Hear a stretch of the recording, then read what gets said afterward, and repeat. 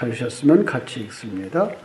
에녹은 65세에 무두셀라를 낳았고 무두셀라를 낳은 후 300년을 하나님과 동행하며 자녀를 낳았으며 그는 365세를 살았더라.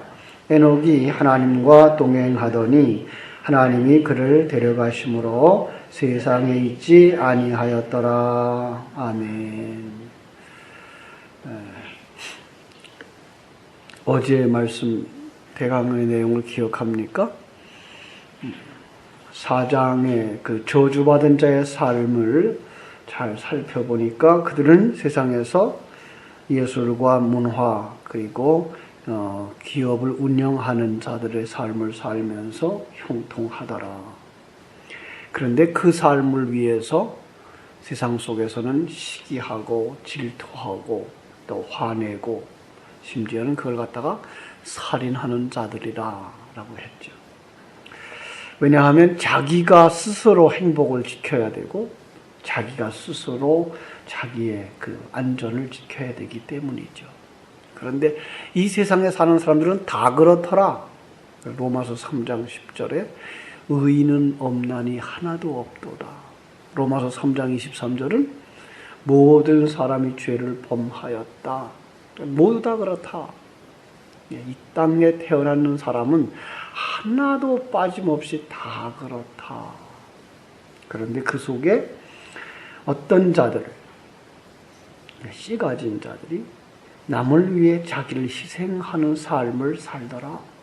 그들이 하나님과 동행하는 자들이다. 그렇죠?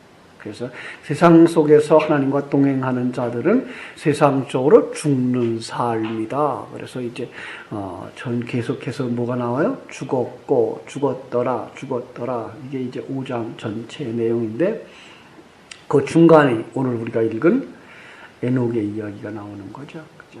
에녹의 이야기를 중심으로 해서 앞뒤의 이야기가 죽었더라로 나와요.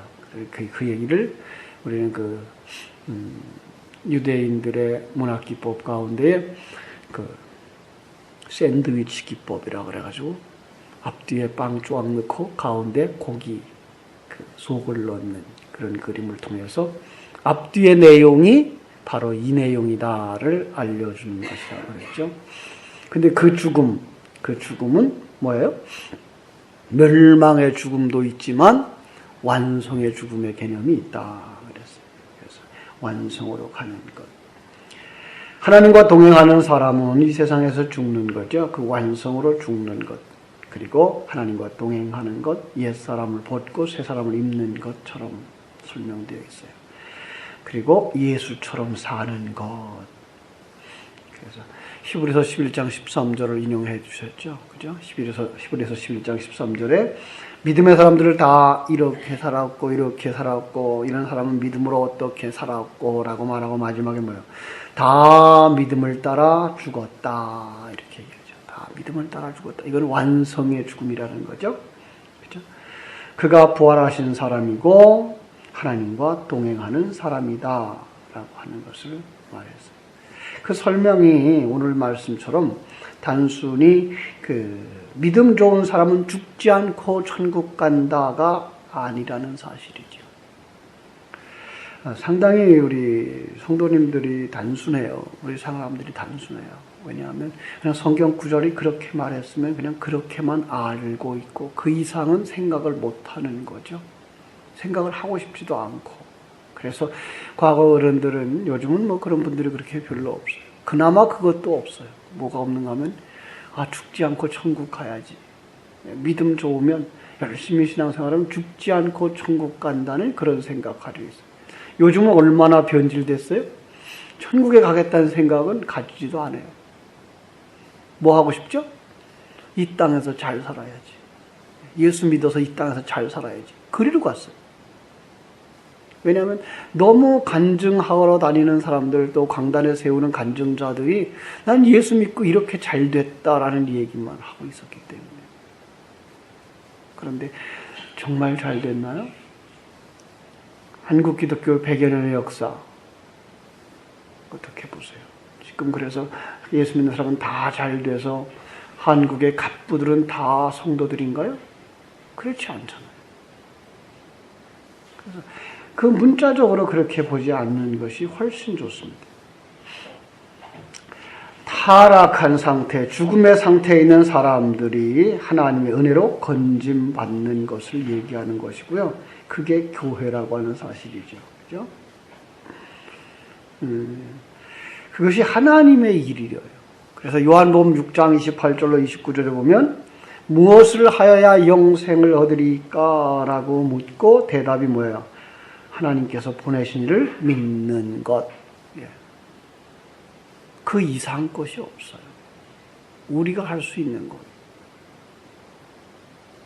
하나님을 믿는 것. 그 믿음조차도 어디서부터 시작돼요? 하나님으로부터 시작됐죠. 하나님이 우리에게 뚫고 들어오시는 것으로 시작돼요. 우리는 다 죽은 자들의 상태고 소경의 상태고 마른 뼈와 같은 상태인데 어떻게 움직이며 어떻게 무슨 일을 하겠어요, 우리가? 아무도 자기의 힘 의지에서는 아무것도 할 수 없는 것이고 성령이 뚫고 들어와요. 말씀이 뚫고 들어와요. 하나님의 생명이 뚫고 들어와서 우리의 눈을 열어주고 우리의 귀를 열어주고 그리고 우리가 생기를 가지고 살게 되는 거죠. 새로운 관점을 가지고 살아요. 그때부터. 그 사람을 그리스도 안에 있는 새로운 피조물이라고 말하는 거죠. 그러나 관점이 바뀌지 않았다. 삶의 방향, 목적 바뀌지 않았다. 아니야. 그건 새로운 피조물이 아닐 수 있어요. 어제도 이제 우리 구역장님들과 얘기를 하면서 오늘 많은 성도들이 목사님 설교를 상당히 힘들어합니다. 듣기 힘들어합니다. 네, 힘들어요, 사실은. 왜냐하면 열려진 눈 가지고 듣지 못하면, 열려진 귀를 가지고 듣지 못하면 상당히 어려운 부분이죠. 한 분이 그런 얘기를 하더라고요. 침 뱉었으면 그게 침이지 그게 어떻게 한 말씀이며 그게 어떻게 물이냐라고 하는 얘기를 하시더라고요. 누가 그렇게 자기 남편이 그렇게 얘기를 하더라고. 그랬다고. 침 뱉어서 흥이 겨서 눈에다 바른 것과 그 여러분이 무슨 상관이 있겠습니까? 예수님이 그때 병 그렇게 고쳐줘서 그럼 오늘도 예수님이 그렇게 오셔서 침 뱉어서 흙을 이겨서 그래서 우리 눈에 발라주셔야만 우리의 눈이 떠지는 그런 겁니까? 그러면 아무도 눈 뜰 사람 없잖아요. 그리고 우리 눈 멀쩡히 뜨고 있는데 왜 눈 뜨게 할 필요가 있어요? 그냥 문자 그대로 보면 예수님이 그렇게 눈 소경 떴으니까 다른 병도 그렇게 고쳐줄 거야. 그것도 이게 우리 생각이잖아요. 성경이 그럼 눈 뜨게 했으면 눈 뜬 거 그거 하나만 봐야 될 거 아니에요. 그러면 아니란 말이에요. 거기서 조금 더 나아가서 영적인 안목이 열려야지 말씀을 이해할 수 있어요. 어려운 것 알아요. 그러나 그렇게 보지 않으면 성경은 일괄성 있게 성경을 보아낼 수가 없어요. 성경 전체가 하나님이 우리를 구원하시는 예수 그리스도의 사역으로 보지 못하죠. 그리고 예수 그리스도가 우리와 함께 하셔서 동행하는 삶으로 보아낼 수가 없어요. 그걸 한순간에 다 설명해 드릴 수도 없어요. 이렇게 지나다 보면 그게 눈이 열려요. 눈이 열려져야 그걸 알아요. 소경에게는 아무리 코끼리를 설명해 줘도 알 수 있다 없다? 없어요. 그래서 자기가 만져본 것만 보고 이게 옳지 않아요? 라고 말하죠. 코끼리 다리를 만져보고 코끼리는 어떻다 그러겠어요? 기둥처럼 생겼어. 배를 만져보고 이건 코끼리는 완전히 벽이구나. 코를 만져보면 이거 뭐 코끼리는 호수같이 생겼어. 그럴 거 아니에요. 그게 맞습니까? 코끼리 전체를 볼 수 있는 눈이 열려져야만 코끼리는 그것도 가지고 있고 그것도 가지고 있고 그것도 가지고 있는데 기둥도 아니고 벽도 아니고 호수도 아니고 그것이 다 합쳐져 있는 코끼리구나. 그게 다 합쳐져서 설명되어질 때에 자기가 가지고 있는 기둥이나 벽이나 호수의 개념을 넘어선 코끼리를 볼 수 있는 거죠. 그들에게 아니야, 코끼리는 이렇게 생겼어라고 다 설명해 줘도 이해를 못하죠. 왜? 안 만져봤거든요. 못 봤거든요. 전체적인 그림을. 바라기는 오늘 성도들이 빨리 그 눈이 열려져야 되는데 그게 쉽지 않아요. 이제 지난 주일날 설교와 그 얘기였는데 사실은 성경 속에 눈 뜨는 사건이 또 한 번 있죠. 또 역시 소경에게 안수를 해서 눈 뜨게 하는 사건이 있어요. 그런데 한 번 안수하고 나니까 보이느냐? 라고 물으니까 뭐라 그래요? 예, 보입니다. 어느 정도. 나무 같은 것이 움직이는 것이 보입니다. 또 한 번 안수했어요. 그랬더니 이제 정확하게 보입니다. 라고 얘기를 하죠. 그 안수의, 첫 안수와 두 번째 안수의 사이가 어쩌면 우리 전체 인생의 시간이 걸리는 거예요. 우리에게 하나님의 말씀이 뚫고 들어오고 신령한 눈이 열려지니까 그거구나. 그런데 아직 안 보여. 희미해. 그 시간이 지나면서 말씀이 계속 들어와서 우리의 눈을 닦아줄 때 이 세상을 떠나는 그날에 무엇과 무엇을 보는 것 같이 밝히 본다고요? 거울을 맞대고 보는 것과 같이. 그죠? 그때는 완전히 이해할 수 있는, 분명하게 볼 수 있는. 왜? 우리가 영의 속으로 들어가니까. 영의 세계에 살게 되니까. 그렇게 눈을 밝히 보게 되는 거죠. 그 과정이 있어요. 지금 안 보인다고 실망하지 마시고, 낙심하지 마시고, 그때를 바라보면서 기도하시고, 부단히 노력하시면, 말씀을 진리를 계속 반복해서 묵상하시면 하나님께서 더 분명히 여러분의 눈을 밝혀 주실 줄로 믿습니다. 예, 하나님의 생명이 뚫고 들어와 우리의 눈을 열어주셔야만 되는 거예요. 세상적 관점 가지고 해석 안 돼요. 그리고 세상적 관점 가지고 해석해봐야 세상 종교, 윤리, 도덕, 이건 하라, 이건 하지 말라밖에 보이지 않는 것이 성경이에요. 여기 오늘 우리가 다시금 살피려고 하는 게 이제 하나님과 동행인데요. 5장 1절부터 3절까지를 다시 한번 보실게요.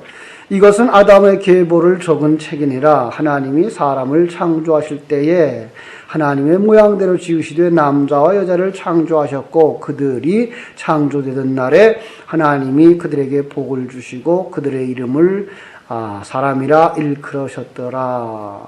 그렇죠? 자, 여기 보면 여기 또 누가 나오죠? 남자와 여자가 나오죠? 남자와 여자가, 그죠?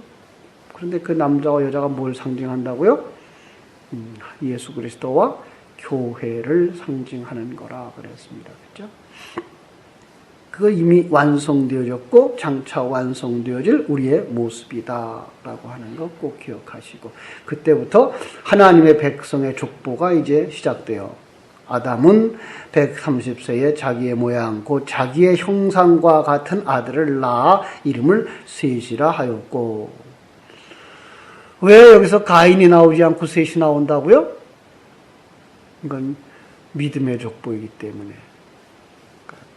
그리고 믿음의 족보는 어떻게 나와요? 자기의 형상과 같은 아들이에요. 자기의 형상. 여기 그럼 아담은 누구의 형상? 하나님의 형상. 그래서 이제 누가복음 3장에 있는 족보를 거꾸로 이렇게 올라가면 셋이 나오고 그 다음에 또 아담이 나오고 그 위에는 하나님이 나와요. 결국은 하나님이 그 진리를 아담에게 가르쳐 주어서 아담은 그 진리에 의하여 믿음의 족보 가운데 들어갔고 그 다음에 믿음의 족보에 들어간 사람은 가인이 아니고 누구였다고요? 셋이었기 때문에 이렇게 아담은 셋을 낳고로 건너가는 거예요, 족보가. 결국은 믿음의 족보를 이야기하고 있는 거예요. 그렇죠? 역시 노아 때나 아브라함 때 역시 마찬가지죠. 죄악이 세상에 관영되어졌고요. 그런데 하나님이 그 속에 어떤 거예요? 창세기 1장의 복을 똑같이 선포해요. 성경 속의 복은 장자에게 이어지는데 그 장자는 뭐예요? 하나님의 생명력을 가지게 되는 거죠. 하나님의 생명력, 오늘날로 말하면 하나님의 영, 그죠? 그 하나님의 영을 가진 자만 눈뜬 자고, 그가 거듭난 자고, 들을 귀가 있는 자고, 그가 하나님에게 속한 자가 되는 거예요. 그죠? 그 결국은 뭐예요? 하나님으로부터 부어진 생명력을 가지고 사는 자다. 사실은 그 하나님의 생명이 우리 안에 들어왔을 때부터 우리는 뭐 하는 삶을 깨닫게 돼요? 하나님과 함께 사는 동행이라는 말이 이제 우리가 깨닫게 되는 거예요. 그전에는 감각이 없어서 하나님이 우리를 지켜요. 어느 만큼 지켜요? 시작부터 끝까지. 역사 속에 그 누구도 하나님이 함께 하셔요. 그런데 감각이 없는 자들이어서, 마른 뼈가 무슨 감각이 있겠어요?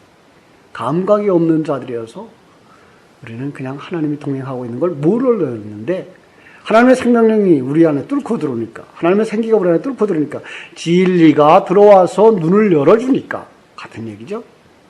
그때부터 우리는 하나님을 알게 되고 하나님과 그걸 동행하는 자라는 거죠. 그럼 어떻게 살겠어요? 그 말씀대로 사는 거죠.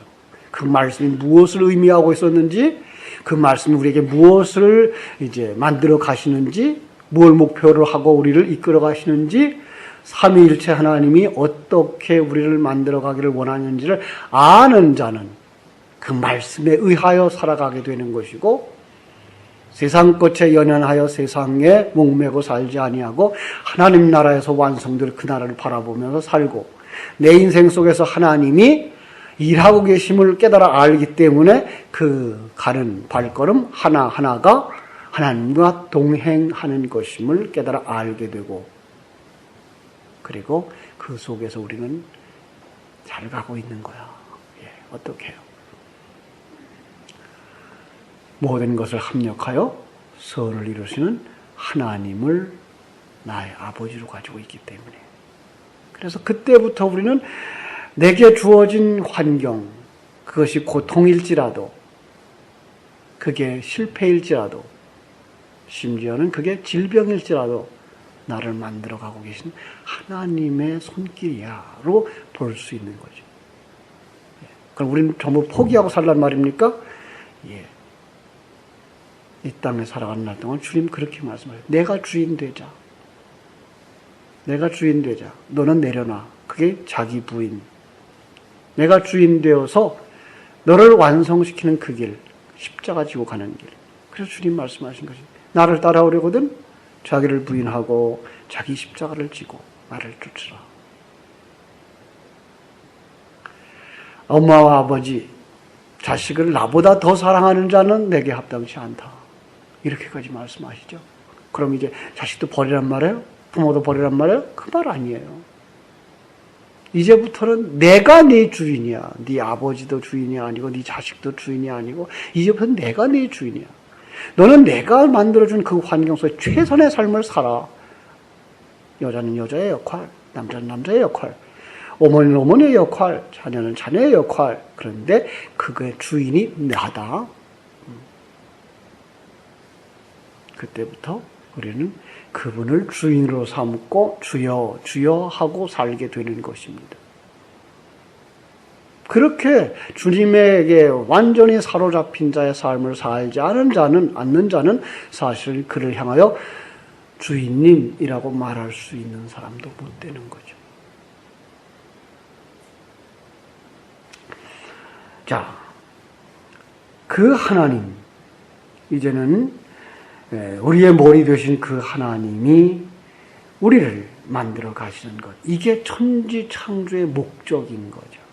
그 전에 하나님의 언약에 대한 이야기를 하면서 출애굽기 7장 6절을 보았어요. 우리 한번 볼까요? 출애굽기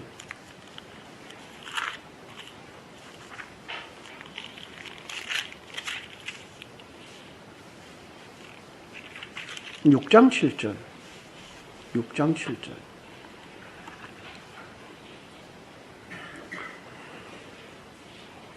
5장 22절부터 6장 7절까지 봐야 되는데 6장 7절만 보죠.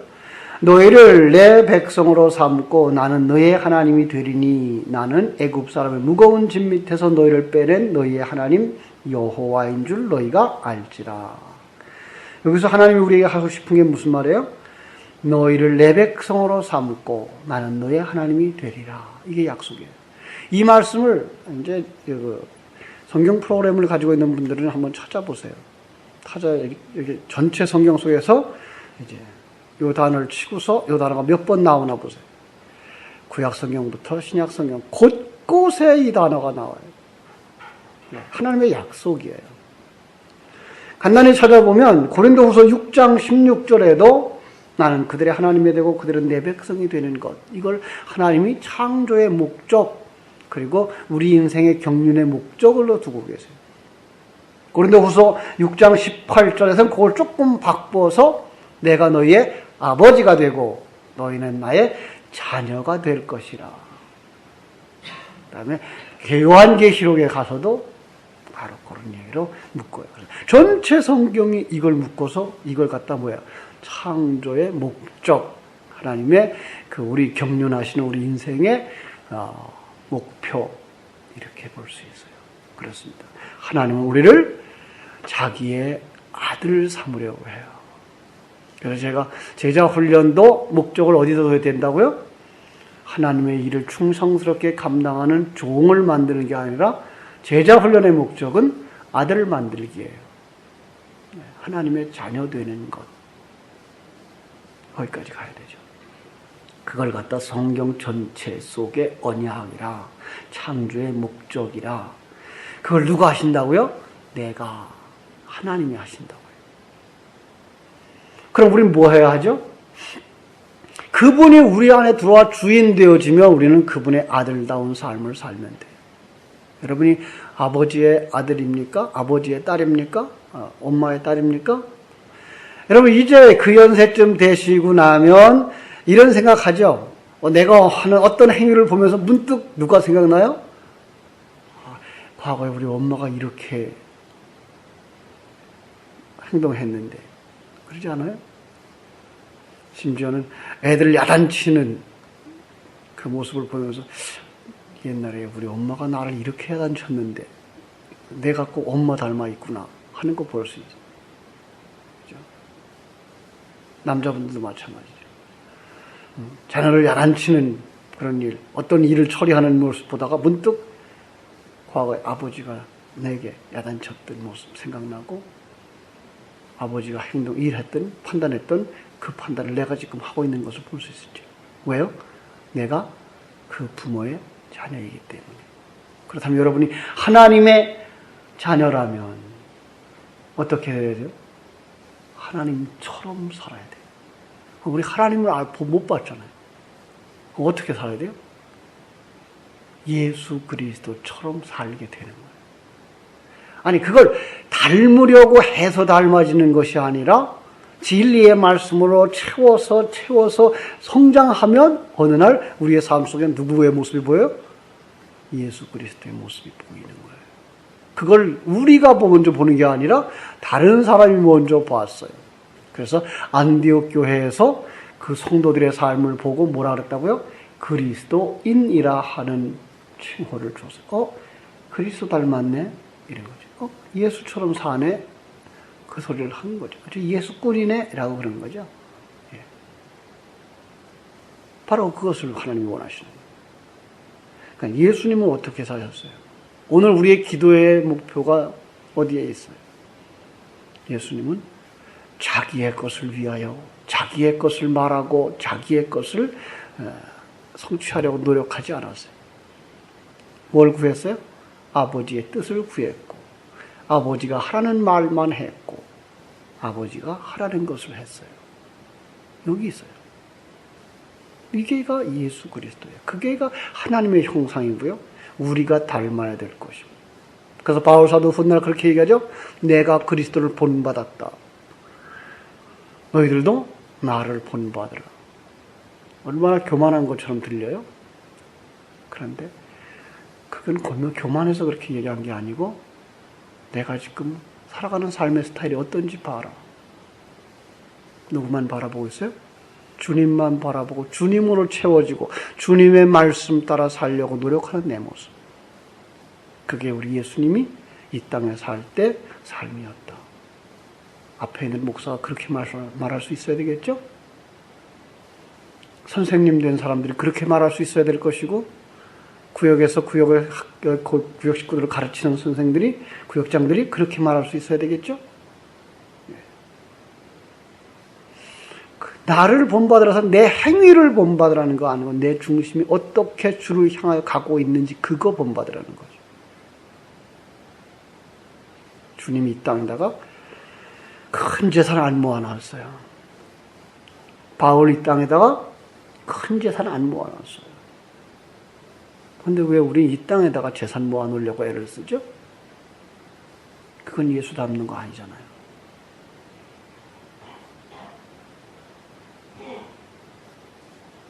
우리는 정말 하나님을 그렇게 전적으로 신뢰하는가라는,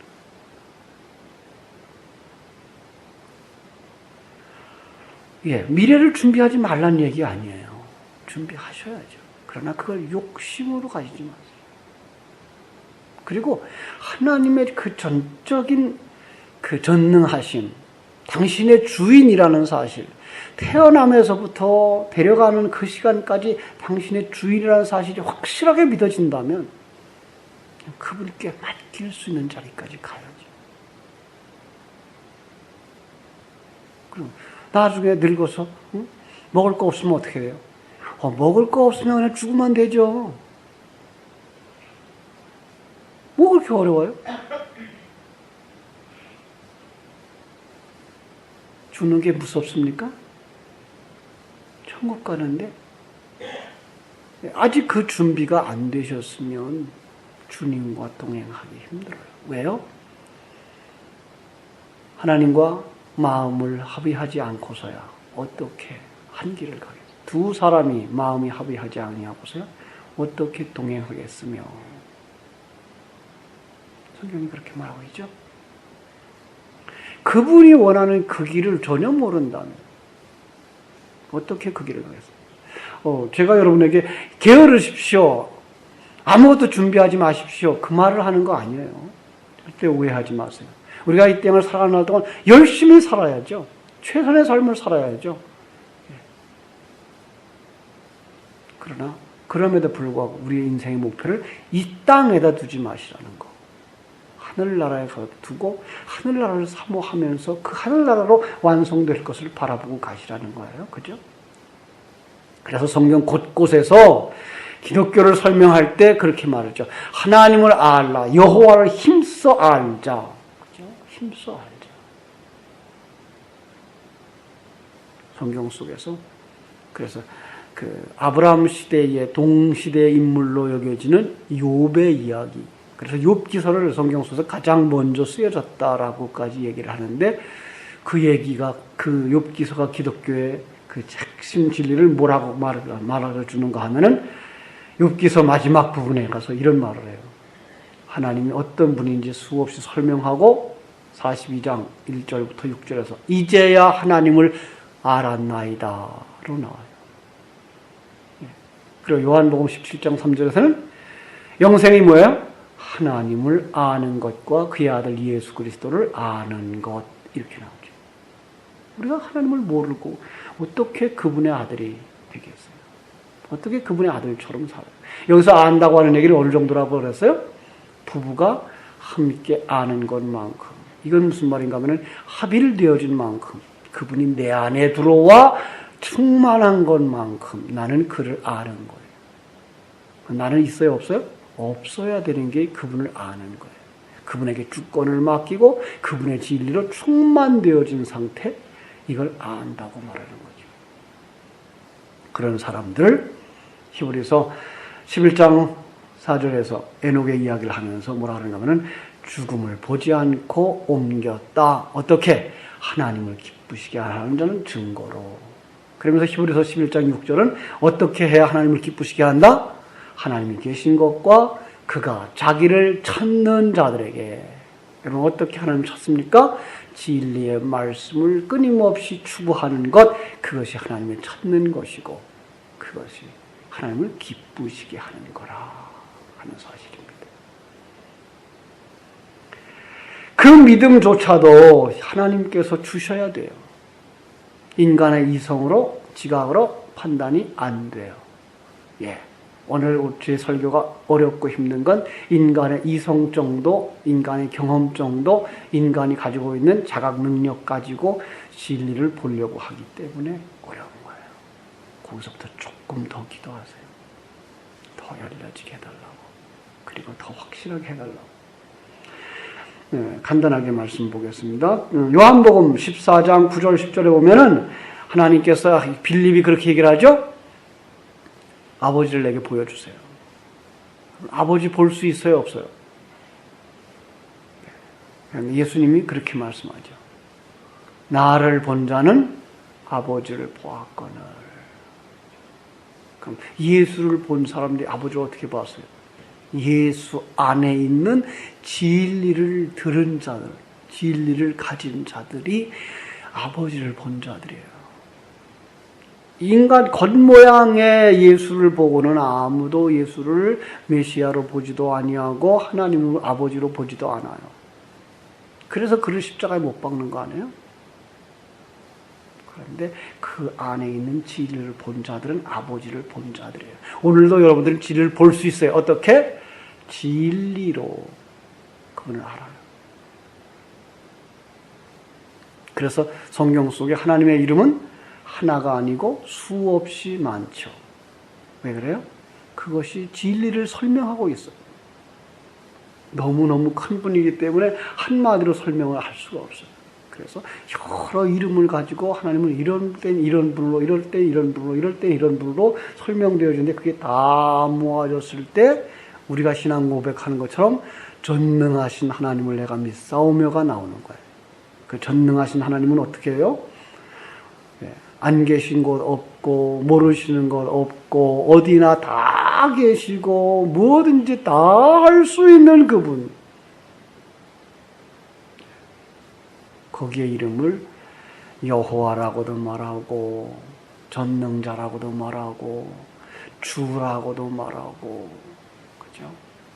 자비하시다, 은혜로우시다라고 하는 여러 가지의 이름을 가지고 그를 이제 설명하는 한 부분을 설명하고 있는 거죠. 그 믿음 속에서 에녹은 어떻게 살았어요? 몇 년 살았어요? 65세에 무드셀라를 낳고 300년을 살았어요. 전체 합치면 몇 년? 365년. 무슨 의미일까요? 그냥 나이 365세 살고 죽었어. 그 뜻보다 더 중요한 것. 년자를 하나 빼놓으면 365는 1년이죠. 1년이 며칠이에요? 365일이에요. 그럼 매일 매순간을 하나님과 동행하며 산 사람, 이게 에녹이다. 그리고 그가 누구다? 주 안에서 거듭난 여러분들이 에녹이다. 여러분들 보고 에녹처럼 살아라가 아니라 예수 그리스도로 말하면 거듭났을 때 하나님의 영이 어디 들어왔어요? 내 안에 들어왔어요. 그때부터 여러분의 삶은 하나님과 동행하는 자, 여러분이 에녹이다 라고 하는 것 가르쳐주는 거예요. 에녹처럼 이제는 살게 되는 거죠. 오늘도 에녹처럼 살게 되기를 주님의 이름으로 축원합니다. 기도하겠습니다.